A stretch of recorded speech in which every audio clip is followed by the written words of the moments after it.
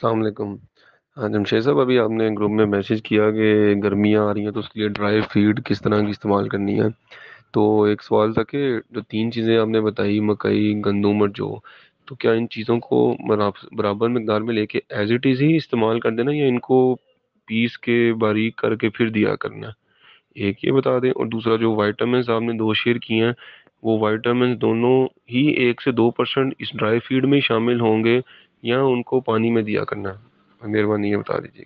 نہیں، وہ ایک ڈرائی فیڈ والی ہے اور ایک پانی والی ہے۔ جو الیکٹرولائٹ ہے، الیکٹرولائٹ پانی والی ہے، اور جو دوسری ہے وہ ڈرائی فیڈ میں مکس کر رہی ہے۔ اور جو باقی یہ جو چیزیں ہیں، ان کو موٹا موٹا دلیا کرنا ہوتا ہے۔ ہم تو اکٹھا 500 کلو گندم لے لیتے ہیں، 500 کلو مکئی لے لیتے ہیں، 500 کلو جو لے لیتے ہیں، اور آٹے والی چکی کو کہتے ہیں، وہ جالی نکال لیتے ہیں، اس طرح ہی ڈال دیتے ہیں ٹینوں کے حساب سے، اور 1-2 منٹ میں پوری بوری شان نکل جاتی ہے، یعنی کہ 2 ٹکڑے ہو جاتے ہیں۔